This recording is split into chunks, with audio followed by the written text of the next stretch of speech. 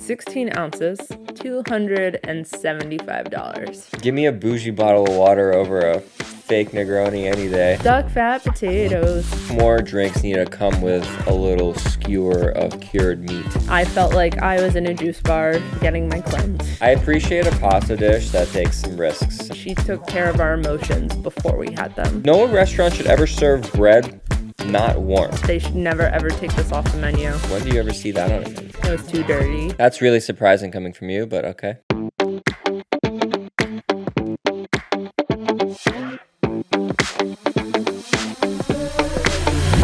Welcome back to Aftertaste LA, the podcast that brings you candid restaurant reviews every other week. I'm Vlad, and I'm a chef. And I'm Nicole, and I love to eat. This week, we're going to be talking about our meal at Gwen in Hollywood.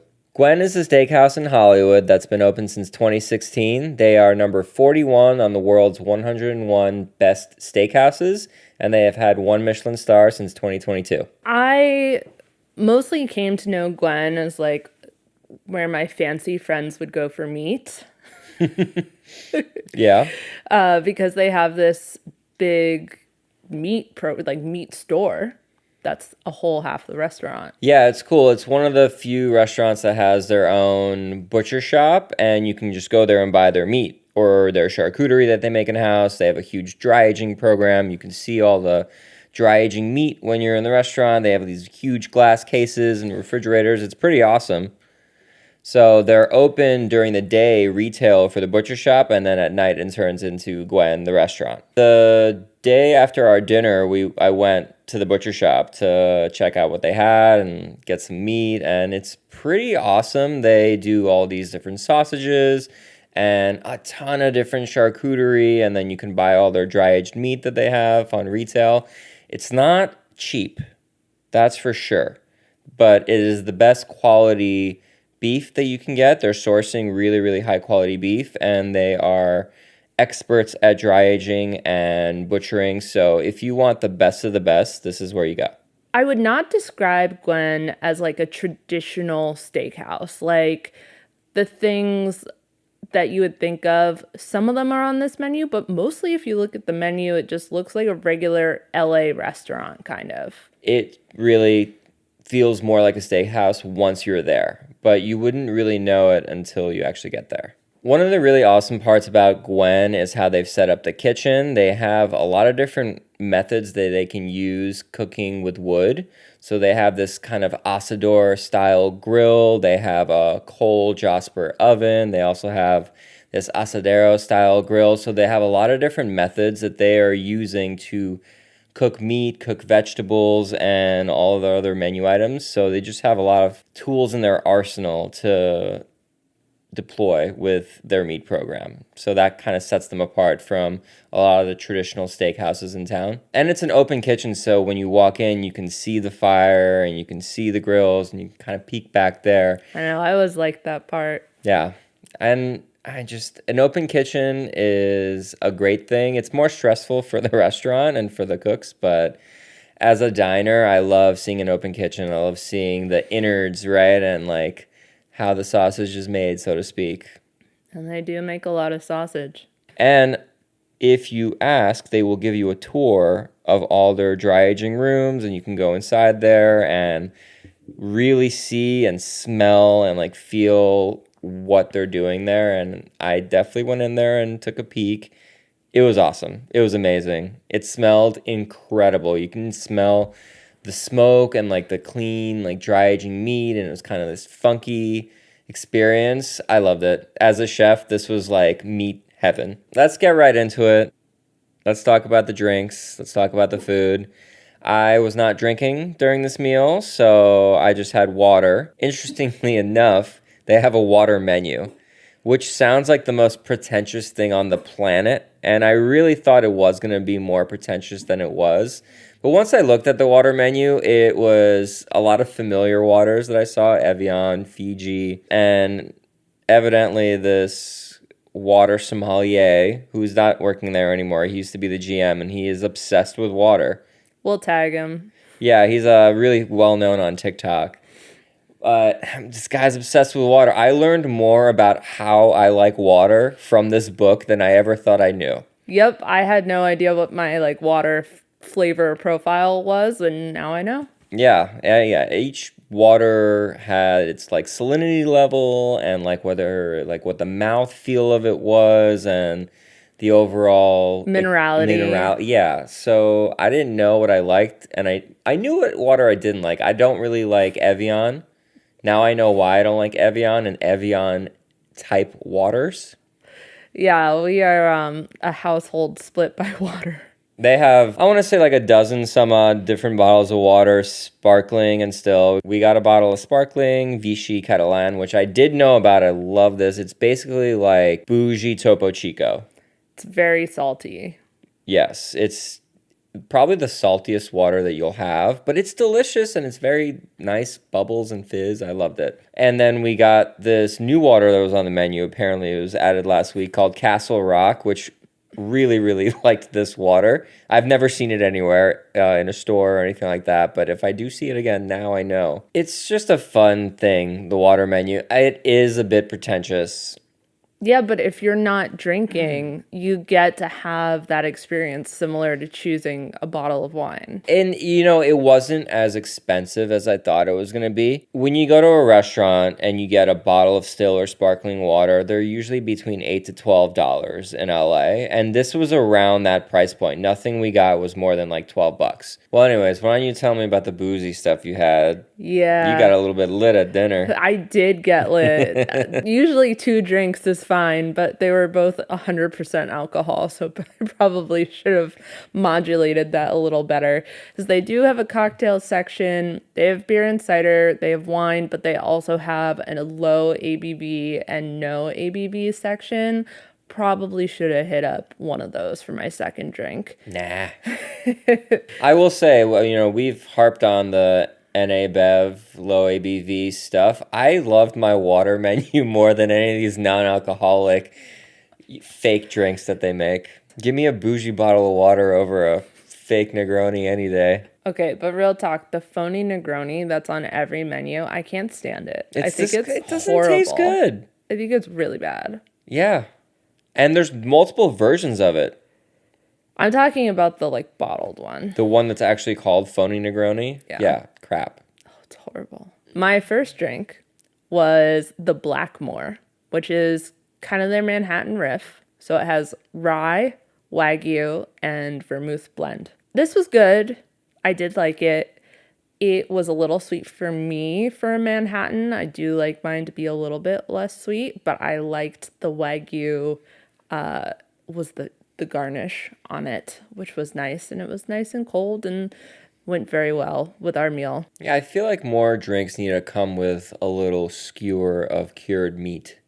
Yeah. I'm here for that.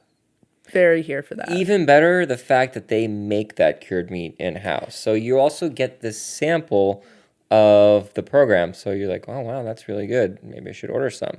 Yes, and that was very enjoyable. Yeah. And so they put a little bit of the Wagyu fat in the drink, right? Not for this one. Not for that one. Yeah, the next drink I'm going to talk about was fat wash. I do remember that one, yes. Yeah. The martini. Yes, the next one is the Dirty Duck. I think that's their like most famous well-known drink. It's been on the menu for forever. Yeah, so it's duck fat, washed vodka, brine, and speck. And the speck is actually stuffed inside the olives. Speck stuffed olive was delicious. Yeah, who doesn't want that? But what I thought was most outstanding about this drink was how forward the duck fat flavor was. I couldn't believe it. I have never had any drink that was fat washed that I could taste it so completely. And I love duck. I love duck fat. That was such a pleasure. Yeah, I think it's because we were talking about how duck fat drinks are usually like a bourbon drink or an old fashioned or something like that. Because it's vodka and it's so neutral, that duck fat really comes through a lot stronger. I mean, what a great idea. I also love the name, the Dirty Duck. Yeah. Great name for a drink. Yeah, they killed it. This one was too far into dirty territory for me. It was too dirty. But I could see if you That's really surprising coming from you, but okay. if you like a dirty martini, you will like this, I think. I would say overall, from the two drinks that we had, they have a solid drink program here. They know what they're doing. The experience is nice. And I like that they're incorporating their house-made charcuterie and house-made products into their drinks. It makes it feel like it's very authentic, this drink menu, to the restaurant. It's part of its identity. Yeah, absolutely. I hate when I see a fat wash drink on a menu and I'm like, you don't really have anything on the menu that would potentially create fat to fat wash this. Like they're just doing it to have this like trendy kind of drink on the menu. Yeah, I love when they use scraps from the kitchen and it's kind of another way to incorporate the byproduct or the waste or the trim for meat. That makes sense to me. So the food at Gwen, obviously it's a steakhouse. They have steakhouse sides, a lot of different steaks, but they have a quite large section of pastas and risottos. So you can have a non-steakhouse experience here if you don't want a steak. There's plenty of other items on the menu to order. So, like we said before, separately from the regular menu, they give you a steak menu that has dry-aged steaks and Wagyu steaks from Australia. And there's probably 8 or 9 steaks on this menu, and it's different ages. They have like a 30-day, a 40-day, a 120-day. So there's really a lot of different options to choose from, all very, very expensive and mostly large format. I think 16 ounces to 40 ounces. So there's a lot of really big cuts that you can have here. Before we get into what we had off of that menu, let's talk about some of the starters we had and a couple of the other things that got us going. Before you even get anything that you order, the first thing that hits the table is this bread. Oh yeah, the bread. How did I forget about the bread? The bread, this is a dying art. The free bread that comes to your table with butter. It comes warm. No restaurant should ever serve bread not warm. Or butter that is not room temp. Yeah, all of these things are sacrilege. We're losing some of these things that restaurants used to do that were kind of an afterthought. People didn't think about it. Now it's like, what do you mean you don't have bread? Right? It used to be a sign of a really great restaurant was how good your bread was. That was how you started the meal. Very few restaurants are doing this now. So Gwen, thank you. Thank you so much, Curtis Stone, for keeping with tradition, giving us amazing bread. It was a great way to start the meal. And their bread was fantastic. Phenomenal. It was a nice secco bread, kind of really, really soft, crisp on the outside. But just the right amount of crispness, not too sharp. Yeah, it only cut your mouth a little bit. It was really great bread, really good, I think, barat butter that was really soft and salty and delicious, and I wanted to keep eating it. No notes on this bread. I'm so happy that we got to start the meal that way. I think every restaurant, especially a steakhouse, this is how every meal should start, especially at this price point. If your menu is this expensive and all your steaks are over $100, give us some free bread. Make us feel like we're, starting off on the right foot. Getting taken care of. Exactly. So that was nice. And then the second surprise before we got anything we ordered was they give you a little Amuse Bouche. Yes. Which some restaurants are doing that. You can, they have a Michelin star. I feel like these things that they're doing is probably one of the reasons why they have a Michelin star. And the Amuse Bouche wasn't even one thing. It was 3 things. So the Amuse Bouche that we got, there was a little gougere, which is kind of this cheese puff with a little piece of ham on top. There was some steak tartare wrapped in a little shiso leaf, which I think is their steak tartare that's on the menu, but you basically get a little sampler of it. And then they had this little broth that was green, and it was just kind of spring vegetable juice. I bet you they just take all the trim from the snap peas and the herbs and the asparagus and everything that's in season, and then juice it, and then they give you a little allium with it. That I actually didn't care for all that much. No, it tasted like grass clippings from the lawn. Yeah, it just tasted green. Kind of almost like a little palate cleanser after you have the first 2 things. I mean, it felt very LA. I felt like I was in a juice bar getting my cleanse. Yeah, absolutely. The gougere was fine. It was nice. It was just kind of like a first opening bite. I wasn't like the most memorable for me.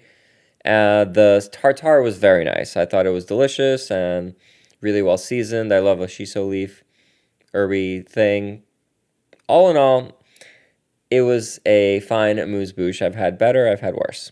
So, one of the first items that we had were the lamb ribs, which come with pomegranate molasses, pomegranate creme fraiche, and crispy grains. This dish was delicious. I see why it's one of their best sellers. I think the meat must have been marinated because it had like a really nice sweet and sour flavor to it, along with the crust, like that nice, dark, crispy grilled crust, which is what I was talking about before with all these options for grilling and roasting that they have. This piece of meat was just delicious.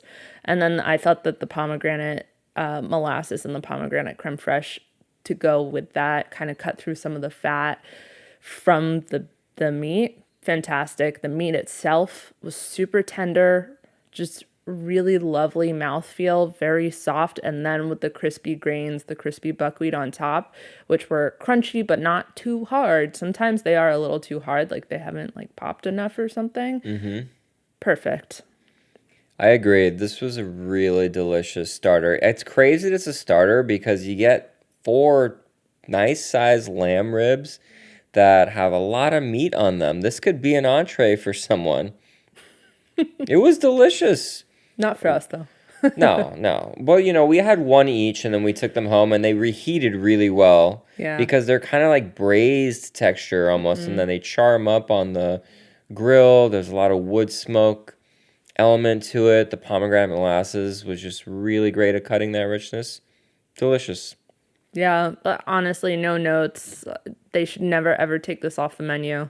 Our last starter was the sugar snap peas, which came with shrimp mousse, morels, parmesan foam, and pea tendrils. I liked this dish. I am really excited that people are treating peas more gently and really allowing them to shine and really not cooking them to hell. Which I feel like growing up, that's all the peas I came in contact with were just like really mushy, really, they'd been cooked. These were very nice, barely cooked, if at all. I couldn't tell, maybe they were blanched or maybe they were raw, but really, really nice crunch to them, which was a great contrast to the shrimp mousse, which actually stuffed the morels, which that texture was a little bit softer, a little bit smoother, and then you have the pea crunch and then the parmesan foam on top of it, bringing in some fat, some luxuriousness. It was nice. Not my like super favorite knock it out of the park, but it was a nice dish. It's a seasonal item. Morels are in season right now in the spring. Peas are in season. Peas and Parmesan are really great friends. Morels and peas are really great friends. It was very pleasant to eat. Would I want to order it every time? Probably not. But anytime I see morels on a menu, I order it.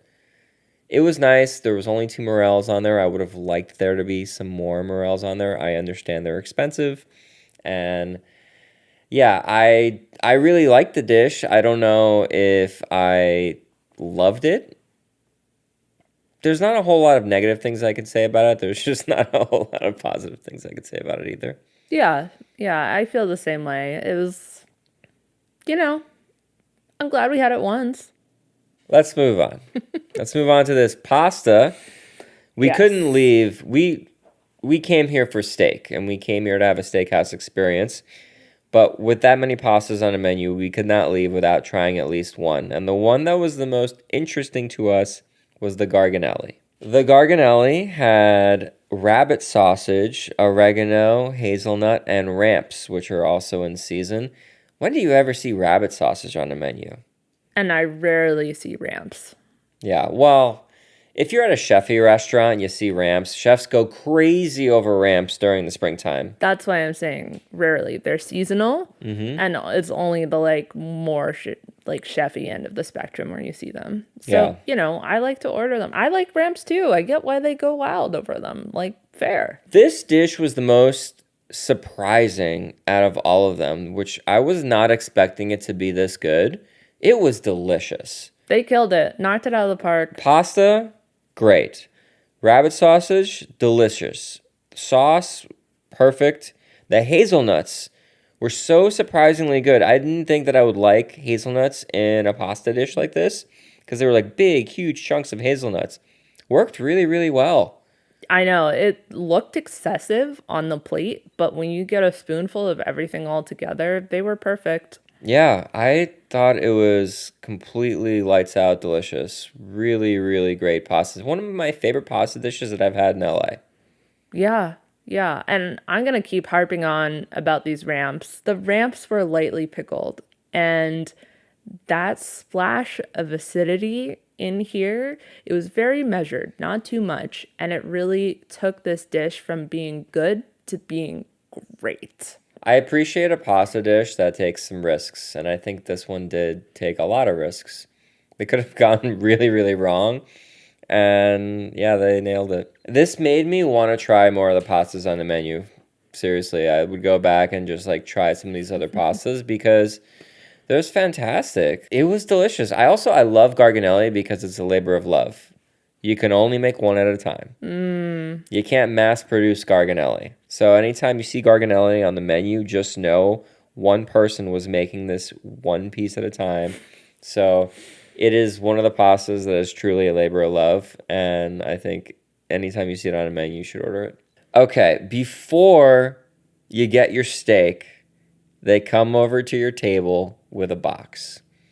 And that box has a bunch of steak knives. Mm-hmm. And you get to pick your own steak knife. Yep. What a nice treat. Yeah. You feel special. You get to pick your own weapon. I love this kind of thing.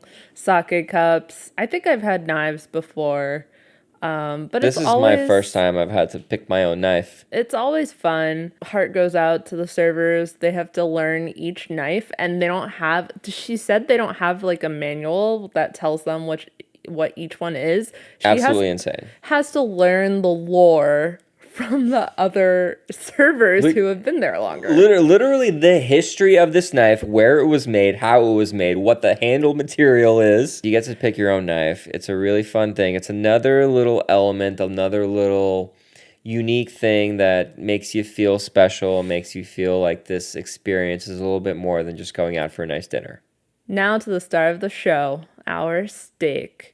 We got a 120-day dry aged boneless ribeye, 16 ounces, $275. Ain't cheap. It's not.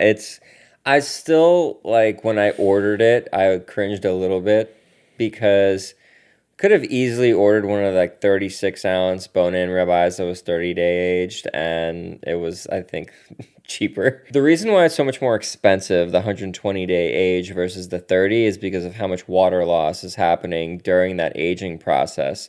It shrinks down a little bit, so when they portion it out, they're getting less portions. There's maybe, I can't think of another restaurant, maybe one restaurant in town that you can get a piece of beef that's been aged this long anyway. This is not something that every steakhouse has. We ordered it because where do you ever see that on a menu? Plenty of places in town have a dry aged steak and it's 30 days or 40 days. Right, but what you're getting with 120 days versus the 30, it's going to be more funky. Yeah, a lot more funk, a lot more flavor. This steak was served with the jus on the side. Very proper, I think, classic jus. Demi-glace. Yeah, and the steak meat itself, I thought the flavor was really good. It was cooked medium rare. Allegedly. Do you have more to say on that topic? Because it kind of sounds like you might. It was borderline. I think that most people will be fine with it. For me, I thought it was a little bit overcooked, but it was not overcooked enough for me to actually like say anything. And for piece of meat this expensive, if it's not cooked to your liking, absolutely say something. Yeah. Because it should be cooked exactly how you want it for that much money. Can I ask you, Chef Vlad, when a meat is dry aged this long like this, does it change how you approach it from a cooking perspective? It's definitely more challenging because of the dryness of it. It's easier to get a crust, but the way that you feel for the cooking temperature, like you have to use a thermometer. That is the only way to know for sure where you're at. And because it's a 16-ounce piece of ribeye like that, it is actually quite challenging to get it medium rare because it's not a big, thick Right. It was very steak. Yeah, thin. it's thin, right? Because it's like a wide steak. So this is probably the hardest cut of them all that we ordered to get to the proper temperature. Mm-hmm.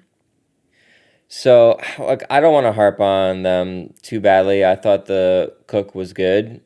The crust was incredible. Oh my God, yeah. The combination, the fact that it was aged for 120 days, so it's extremely dry, and the amazing wood fire grills that they have makes it so they have this amazing crust on this steak that is truly exceptional. Really, really delicious. Remarkable flavor. Was it a little overcooked for me? Maybe, but did it taste amazing? Absolutely. I was not upset. It was very, very good.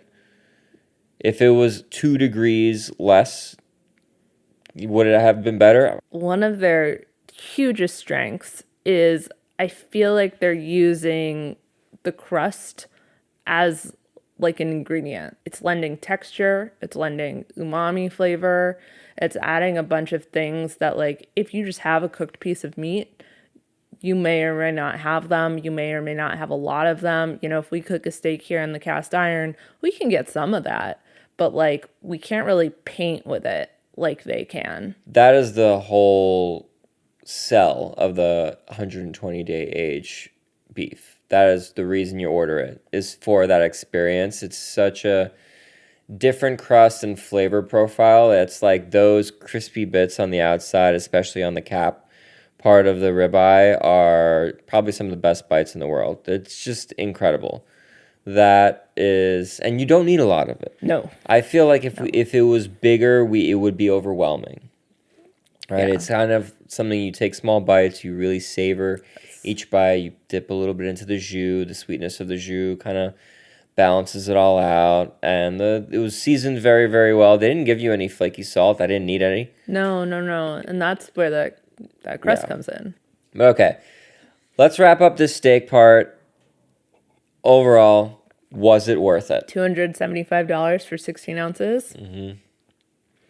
Yeah, I think so. I love ribeye, and I really wanted this one because, like you said, how many times do you come across that? Mm-hmm.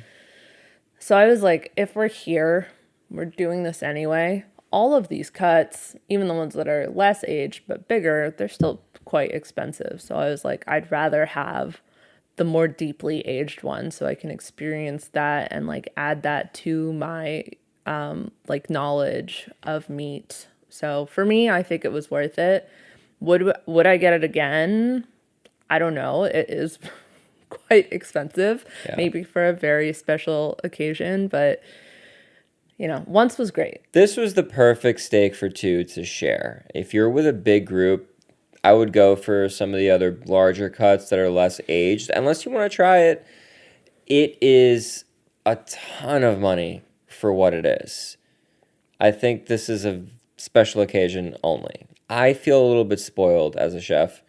I've had so many amazing steaks and cuts of beef and different ages and this and that. So for me, it felt less special than someone who's never had this is going to have a different experience than me. It's almost like I was more excited for the pasta because that was new and that was exciting and that kind of like piqued my interests more versus this. Like I've had something like this. It was executed really well and it's something that I get to enjoy the hard work that the restaurant has put in with butchering the meat and aging it for 4 months and then serving it to me really, really nicely. So I'm having a hard time saying that it was worth it for me.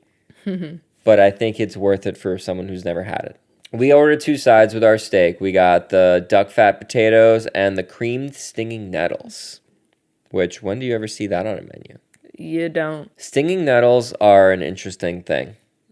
They're supposed to be like really good for you, Very good for you. especially as like tea, but I assume creamed, they're also good. Yeah, I've had them in gnocchi form before, which was really nice. They are huge pain in the ass to work with because they sting you. And once you cook them, that part goes away. That doesn't sting you when you're eating it. But, whoever's back there prepping this out, hope they're wearing gloves. It's prepared like cream spinach, this dish. It was really delicious. The flavor was really, really nice. Is it better than regular cream spinach? I don't know. I thought the texture threw me. I don't know if it's just I'm not used to it. No, I mean, it was prepared properly, and that's what stinging nettles are. Oh, absolutely. Like the creaming liquid was perfect. I love cream spinach. I like grew up eating gallons of it basically because I really love spinach.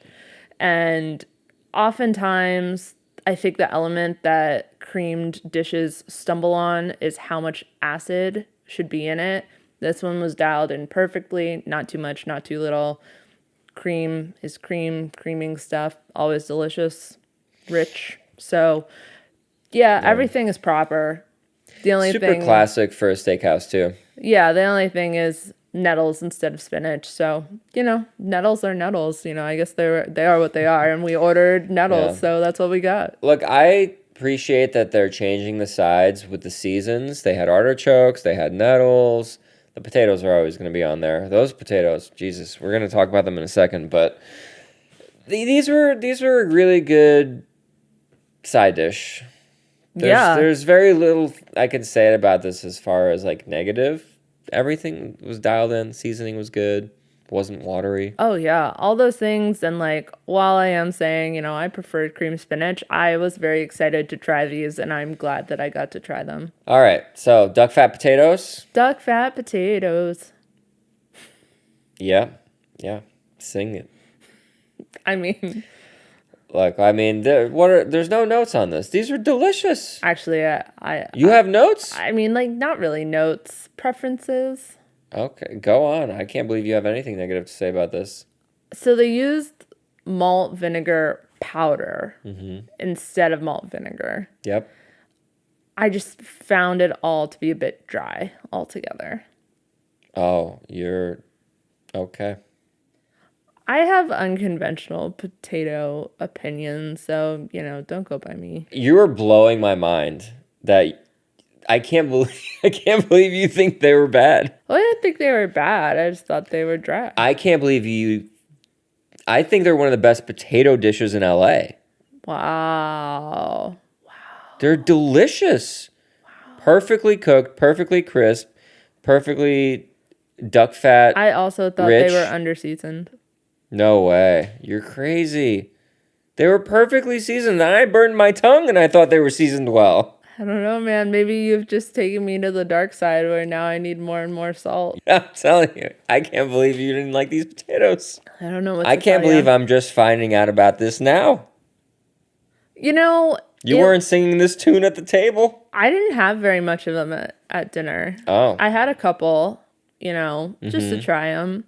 And I was like, okay, they're potatoes. I'm going to focus on other things on my plate because they're more exciting. And then when I was doing my notes in preparation, I was kind of looking back at it. And I'm like, those weren't my favorite part of this meal. That was like one of my favorite parts of the meal. They're so good. If you're a potato lover, this is like best in class potatoes, in my opinion, I guess. I don't know. Maybe they were too fried for me. I don't.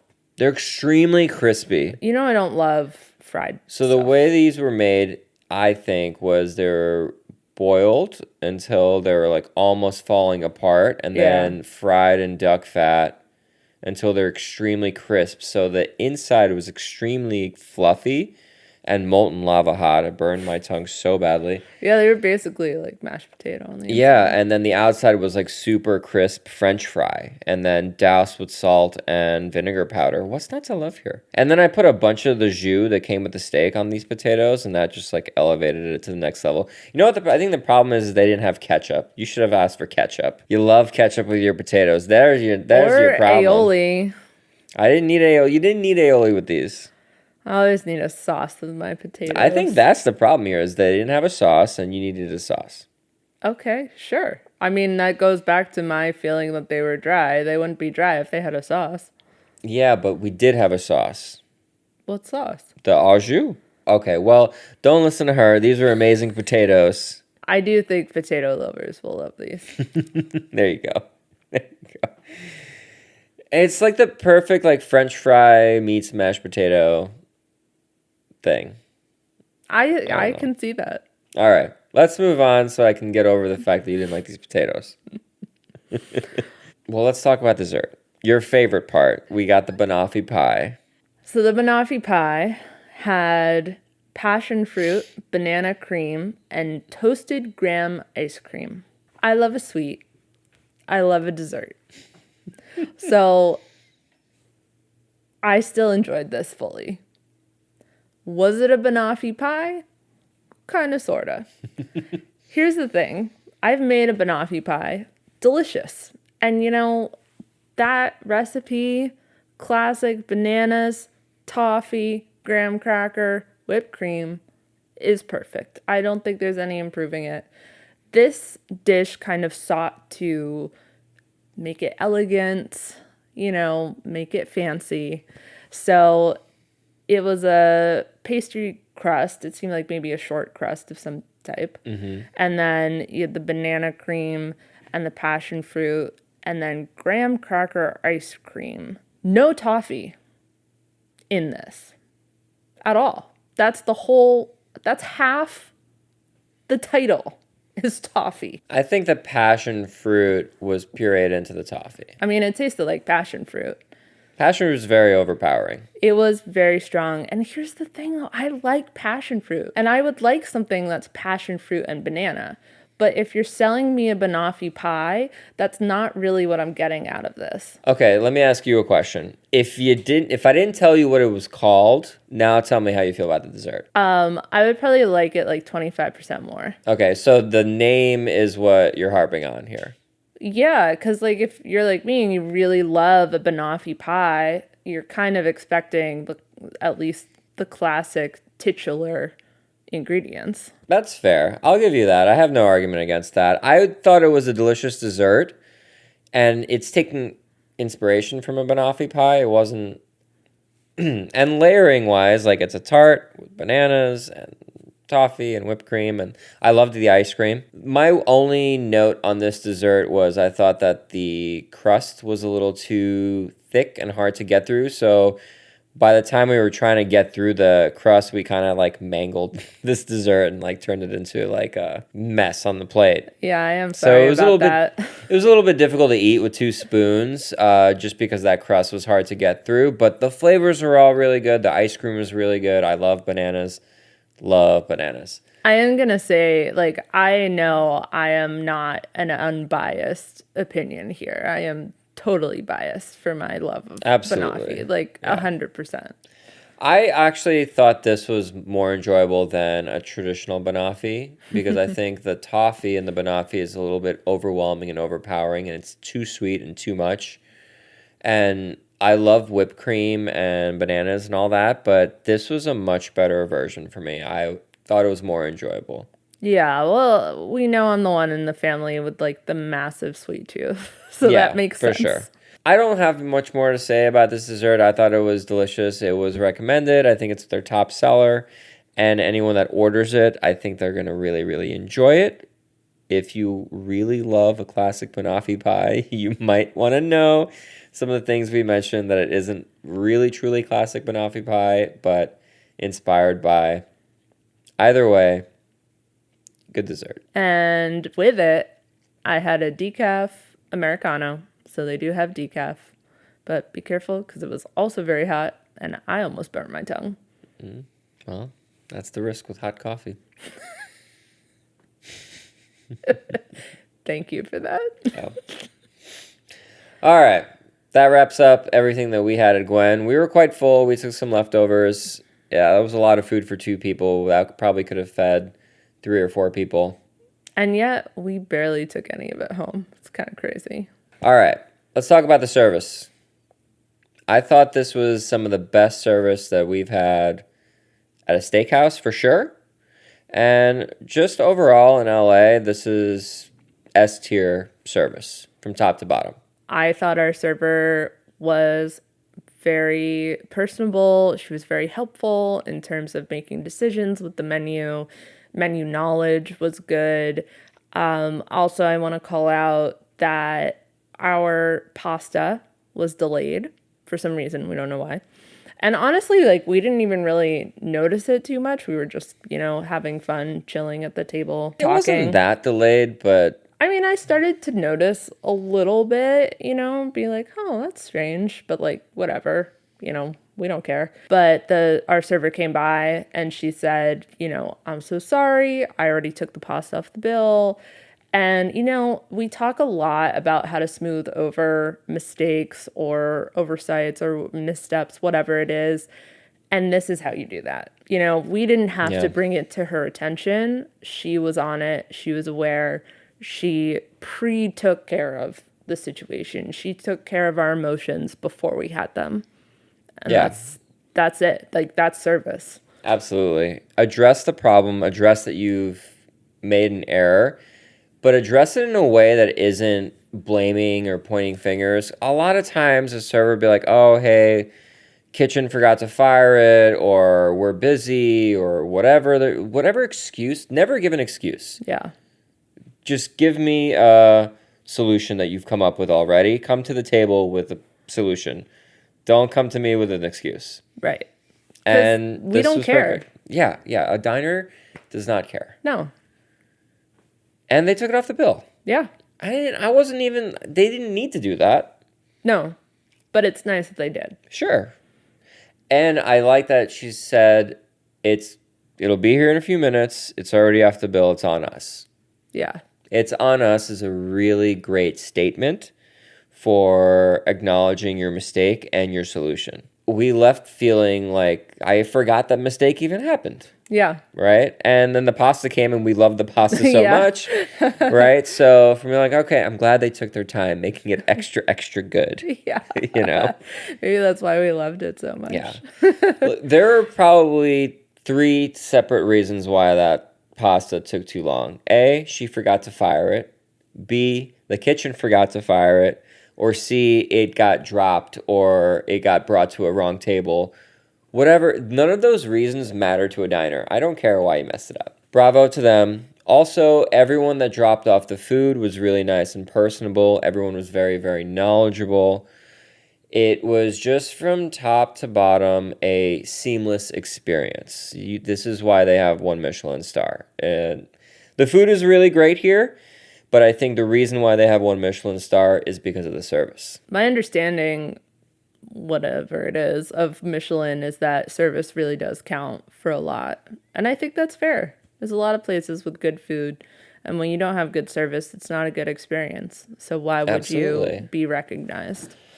Well, look, if you're uncomfortable or if you're feeling like you weren't taken care of, if the hospitality was bad, if the food was great, you're still going to leave feeling icky. Or you don't want to come back. Yeah, you're not going to want to come back. Yeah. Exactly. Let's talk about the ambiance. So there was some award that this restaurant won, right? When it first opened for most beautiful restaurant. It's a gorgeous space. From a really old 1920s building, very Art Deco, but a little industrial. There was copper and piping. It was just really, really pretty restaurant. I feel very comfortable too. I loved the chandeliers. They were absolutely gorgeous. I guess they're glass, but the way that they shine looks very kind of rainbow almost. There were like just design elements, even in the bathroom. They have these copper mirrors, which just feels very warm. The hooks on the bathroom doors were giraffes, which I was like, this is so ridiculous, but I love it. The booths were this nice deep green color, and they were very, very comfortable to sit on for a meal. Yeah, it was extremely comfortable seating all around. Also, the decor, the dry aging room is all these glass doors, so you can see all this meat hanging, and then you can see the fire raging. It was just a really, really pretty add-on to the experience where the food and the actual prep is part of the decor, and you very rarely see that. So I thought that was really nice. It excited me the most, for sure. Yeah. Pretty restaurant. Another thing, very rarely say this about LA restaurants, quiet. It felt very quiet in It there. did feel The quiet. music isn't very loud. It just feels very elegant. It's a very date night. Yeah. Take your mom there. Celebrate an anniversary. Business meeting. Definitely. Had Hollywood vibes. Very. I bet like half the people in there were agents. Kind of had that vibe to it. Yeah. Take someone for a business meeting to try to lock in that deal. Before we get to our verdict for Gwen, let's review how we do our rating system here at Aftertaste LA. We rate on a scale of 1 to 4 taste buds. 1 taste bud means skip it. 2 taste buds means if you're in the neighborhood. 3 taste buds means it's worth a trek. And 4 taste buds mean you gotta go. So for Gwen, we're giving it 3 taste buds. It's worth a trek. Even if you live in a different part of the city, it is worth a trek to come to Gwen. Their meat program alone is stellar and worth the travel and the traffic.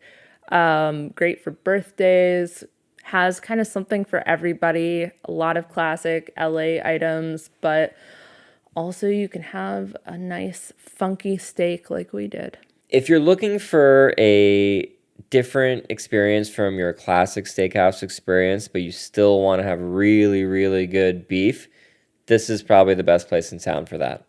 See you guys in 2 weeks for another episode. Bye.